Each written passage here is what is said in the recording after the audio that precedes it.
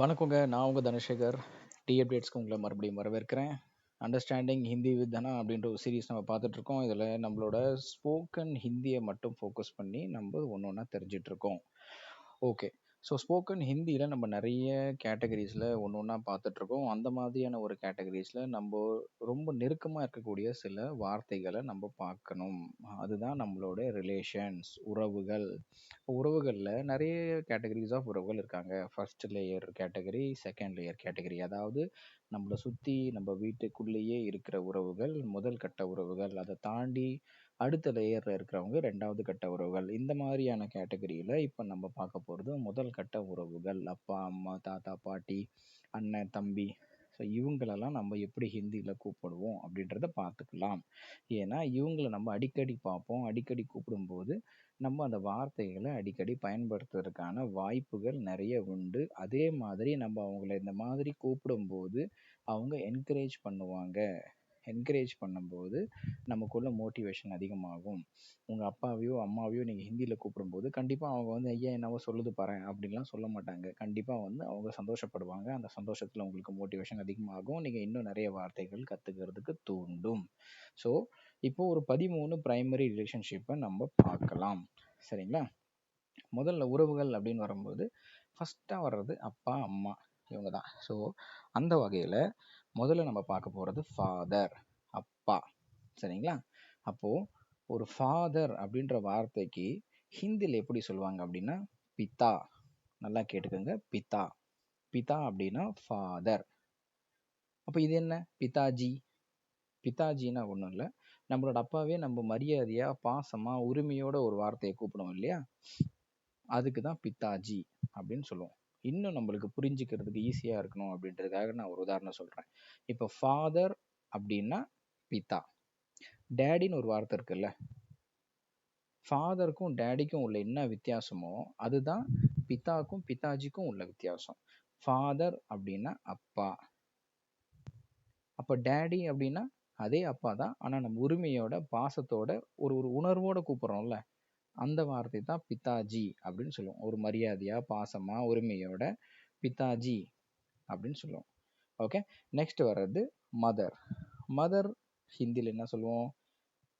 நம்ம அம்மான்னு சொல்கிறோம் தமிழில், அவங்க மா அப்படின்னு சொல்லுவாங்க. ரொம்ப ஸ்டாண்டர்டாக சொல்கிற வார்த்தை மாதா. மாதானா மதர். அப்போ மாதாஜினா என்ன? மம்மி.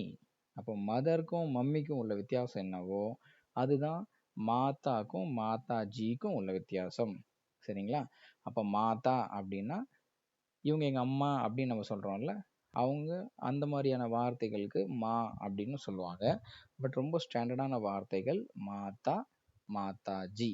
மரியாதையாக பாசமாக மாதாஜி, ஸ்டாண்டர்டாக மாதா. ஓகே. மதருக்கு மாதா, மாதாஜி. அப்போ அடுத்து வர்றது யாரு? நம்ம தம்பி, அண்ணன், இவனுங்க தான்.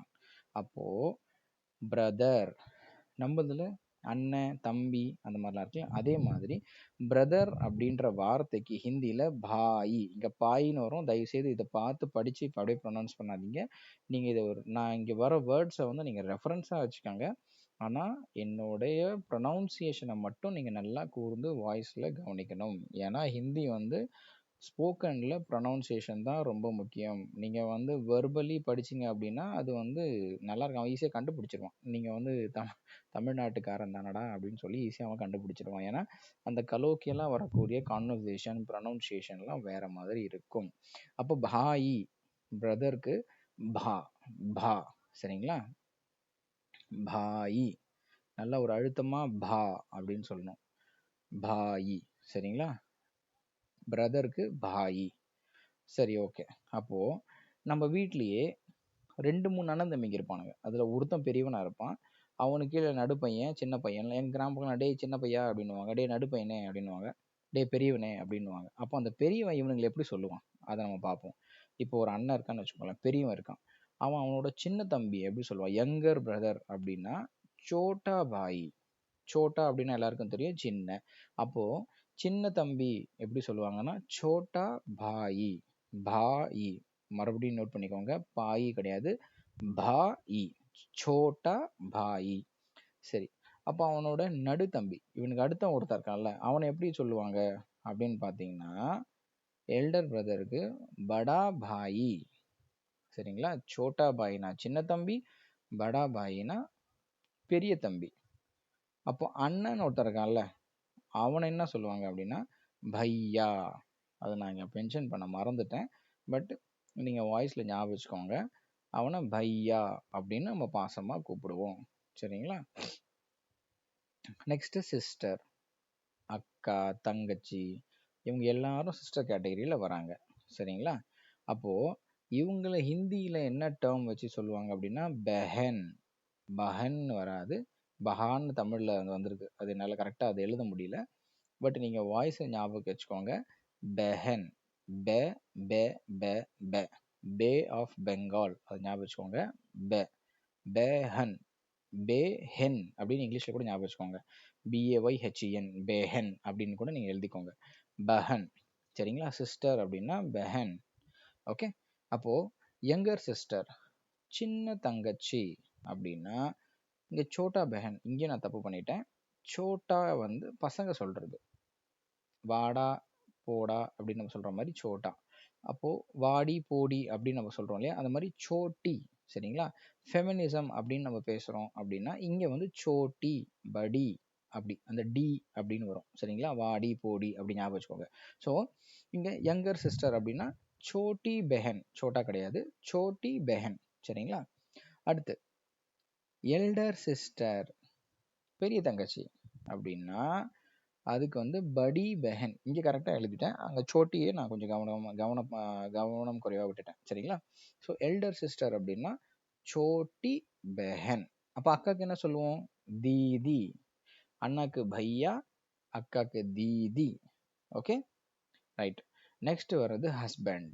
ஹஸ்பண்ட் அப்படின்னா பத்தி. ரொம்ப சிம்பிள், பத்தி பத்தி. சரிங்களா? ஒய்ஃப், ஒய்ஃபுக்கு பத்னி. பதி பத்னி. சரிங்களா? பத்னி. நம்ம ஊரில் கலோக்கியெல்லாம் பேசுவாங்க பாருங்க, பத்தினி அப்படின்லாம் சொல்லுவாங்கல்ல, அதுதான். அது ஹிந்தி வார்த்தை தான், அது வந்து ஜஸ்ட் அப்படி தமிழில் நம்ம யூஸ் பண்ணுறோம். ஆனால் அவங்க தெரிஞ்சு யூஸ் பண்ணுறாங்களா தெரியாமல் யூஸ் பண்ணுறாங்களான்னு தெரியாது. பத்னி அப்படின்னா ஒய்ஃப். ஓகே. அடுத்து சன், மகன். சரிங்களா? சன்க்கு பேட்டா. இங்கே இங்கிலீஷில் வந்து நான் பீட்டான்னு வருது, அது ஆக்சுவலி வந்து பீட்டா கிடையாது, பேட்டா. தமிழில் பேட்டான்னு வருது. நீங்கள் அதையுமே ஒரு ரெஃபரன்ஸாக எடுத்துக்காங்க. பட் ஸ்போக்கன் ஹிந்தி என்னோட வாய்ஸ் ப்ரொனவுன்சியேஷனை கொஞ்சம் நோட் பண்ணி பார்த்துக்கோங்க. பேட்டா, பே, பே ஆஃப் பெங்கால், பேட்டா, பாட்டா, பேட்டா.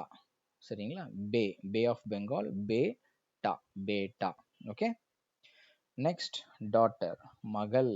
ஓகே, மகளுக்கு பேட்டி. ஓகே, பேட்டி கிடையாது, பே, பே ஆஃப் பெங்கால், பேட்டி, பேட்டி, பேட்டா, பேட்டி.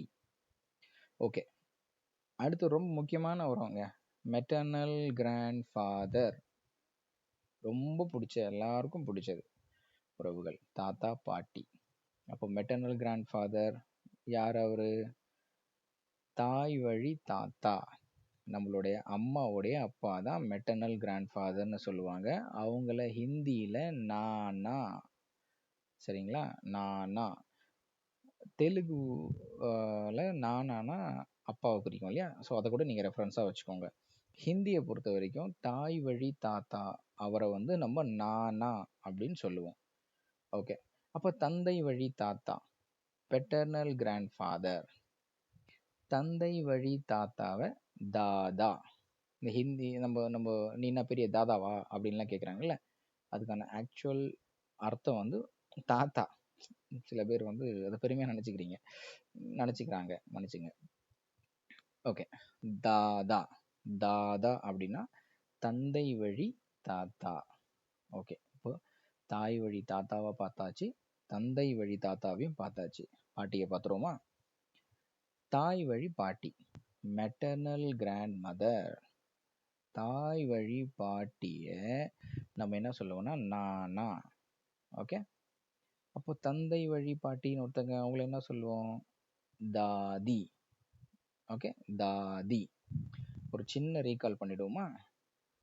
தாய் வழி தாத்தாவை நானா, தாய் வழி பாட்டிய நானி, தந்தை வழி தாத்தாவை தாதா, தந்தை வழி பாட்டிய தாதி. நானா, நானி, தாதா, தாதி. ஓகேவா? அம்மாவுடைய அப்பாவை நானா, அம்மாவுடைய அம்மாவை நானி, அப்பாவுடைய அப்பாவை தாதா, அப்பாவுடைய அம்மாவை தாதி. ஓகே, தாதா, தாதி, நானா, நானி. Right, well done. அடுத்து வர்றது பேரன், கிராண்ட்சன். பேரனை நம்ம ஹிந்தியில் எப்படி சொல்லுவோம் அப்படின்னா போத்தா. ஓகே, போத்தா. பேத்தி, கிராண்ட் டாட்டர் இருக்காங்க இல்லையா, பேத்தியை நம்ம எப்படி சொல்லுவோம்? பேத்தியை ரொம்ப சிம்பிளாக நீங்கள் ஞாபகம் வச்சுக்கலாம். ஹிந்தியில் போத்தி, பேத்தி, போத்தி, பேத்தி, போத்தி. சரிங்களா? பேரன், போத்தா, பேத்தி, போத்தி. ஓகே, போத்தா, போத்தி. ஓகே, முக்கியமான இதாங்க உறவுகள். ஒரு குடும்பத்தில் இவங்க தான் இருப்பாங்க: அப்பா, அம்மா, தாத்தா, பாட்டி, பேரன், பேத்தி, அக்கா, தம்பி. ரைட்? ஸோ இந்த சீரீஸில், இந்த வீடியோவில் நம்ம குடும்பத்துக்குள்ளே இருக்கிற உறவுகளை எப்படி கூப்பிடுறது அப்படின்னு நம்ம ஹிந்தியில் பார்த்துட்டோம். சரிங்களா? ஸோ அடுத்து செகண்டரி உறவுகளை நம்ம பார்ப்போம். ஸோ அந்த வீடியோவில் நம்ம சித்தப்பா, சித்தி, மாமா, மாமி, இந்த மாதிரியான உறவுகள்லாம் யார் யார் இருக்காங்களோ அவங்களெல்லாம் பார்க்கலாம். சரிங்களா? ஸோ இந்த வீடியோவை பற்றின உங்களோட கருத்துக்கள் இருக்கு இல்லையா, அதை தயவு செய்து கமெண்ட் பாக்ஸில் போடுங்க. ஏன்னா நிறைய பேருக்கு அது யூஸ்ஃபுல்லாக இருக்குது. நம்மளோட கமெண்ட்ஸை நீங்கள் படிச்சிங்கன்னா நிறைய பேர் அதில் வந்து மோட்டிவேட் ஆகி அவங்களுடைய ஃபீலிங்ஸ் அவங்க ஷேர் பண்ணும்போது உண்மையிலேயே அதை படிக்கிறதுக்கு நல்லா இருக்குது. எனக்குமே அது மோட்டிவேஷனாக இருக்குது. அண்டு என்ன மாதிரி உங்களை மாதிரி புதுசாக வர்றவங்க, படிக்கணும்னு ஆசைப்படுறவங்க அந்த கமெண்ட்டை படிக்கும்போது அவங்களுக்கு இன்னும் மோட்டிவேட் பண்ணும். ஏன்னா நீங்கள் அந்த நல்ல கமெண்ட்டோ அந்த உங்களோட ஃபீட்பேக்கோ போடும்போது நீங்கள் சாட்டிஸ்ஃபை ஆனால் மட்டும்தான் நல்ல கமெண்ட் அதில் போடுவீங்க. அப்போது புதுசாக வரவங்க அதை படிக்கும்போது, ரிவ்யூஸ் பார்த்துட்டு நம்ம பொருளை வாங்குறோம்ல அமேசான்லேயோ ஃப்ளிப்கார்ட்லேயோ, அந்த மாதிரி ஒரு ஷாப்பிங் கார்ட்டில் எப்படி நம்ம ஒரு ரிவ்யூஸ் பார்த்து வாங்குறோமோ அது மாதிரி ஒரு நல்ல கமெண்ட்டோ ரிவ்யூஸோ இருந்ததுன்னா அவங்களுக்கு இன்னும் மோட்டிவேட் பண்ணும். ஸோ உங்களால் ஒரு நல்ல ஜீவன் அதை வந்து தன்னோட வாழ்க்கையில் பயன்படுத்துது. ஸோ அதுக்கு கண்டிப்பாக உங்களோட கமெண்ட்ஸ் வேணும். ஆனால் நீங்கள் கண்டிப்பாக உங்களோட ஃபீட்பேக்கை நீங்கள் கமெண்ட் செக்ஷனில் பதிவு பண்ணுங்கள். அண்ட் இந்த வீடியோ உங்களுக்கு பிடிச்சிருந்தது அப்படின்னா நீங்கள் உங்களோட ஃப்ரெண்ட்ஸ் சர்க்கிள்க்கோ, உங்களோட ரிலேட்டிவ்ஸ்க்கோ, தெரிஞ்சவங்களுக்கோ ரெஃபர் பண்ணணும்னு நினச்சிங்கன்னா தயவுசெய்து ரெஃபர் பண்ணுங்கள். ஏன்னா உங்களுக்கு யூஸ்ஃபுல்லாக இருக்கிற விஷயம், உங்களை நம்பி இருக்கிற, உங்கள் மேலே பாசமாக இருக்கிற, உங்களுக்காக ஒரு ஒரு லெவல் வரைக்கும் எல்லாமே செய்யக்கூடிய ஒரு உறவு இருக்காங்க இல்லையா, ஃப்ரெண்டோ, அண்ணனோ, தம்பியோ, யாரோ, அவங்களுக்கு கண்டிப்பாக யூஸ்ஃபுல்லாக இருக்கும். ஏன்னா உங்களுக்கு யூஸ்ஃபுல்லாக இருக்கிறது அவங்களுக்கும் யூஸ்ஃபுல்லாக இருக்க வாய்ப்புகள் இருக்குது. ஸோ கண்டிப்பாக அவங்களுக்கு ஷேர் பண்ணுங்கள். அண்ட் இந்த வீடியோஸ், என்னோட எஃபர்ட்ஸு, என்னோட வே ஆஃப் கம்யூனிகேஷன் உங்களுக்கு பிடிச்சதுன்னா எனக்காக நீங்கள் போட்டிங்கன்னா ஒரு தம்ஸ் அப் கொடுங்க.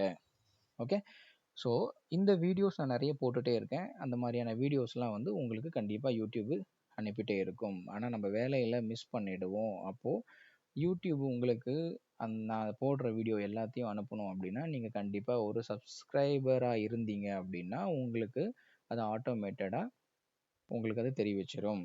இல்லைனா நீங்கள் ஒன்று ஒன்றா தேடி தேடி படிக்கணும்னு அவசியம் இல்லை. ஏன்னா நிறைய நம்ம டாபிக்ஸ் போட போகிறோம். அந்த மாதிரியான டாபிக்ஸ் எல்லாம் வருதோ அதெல்லாம் நீங்கள் சப்ஸ்கிரைப் பண்ணியிருந்தீங்க அப்படின்னா உங்களுக்கு ஆட்டோமேட்டிக்காக உங்களுடைய சப்ஸ்கிரிப்ஷனில் அது வந்து சேர்ந்துடும்.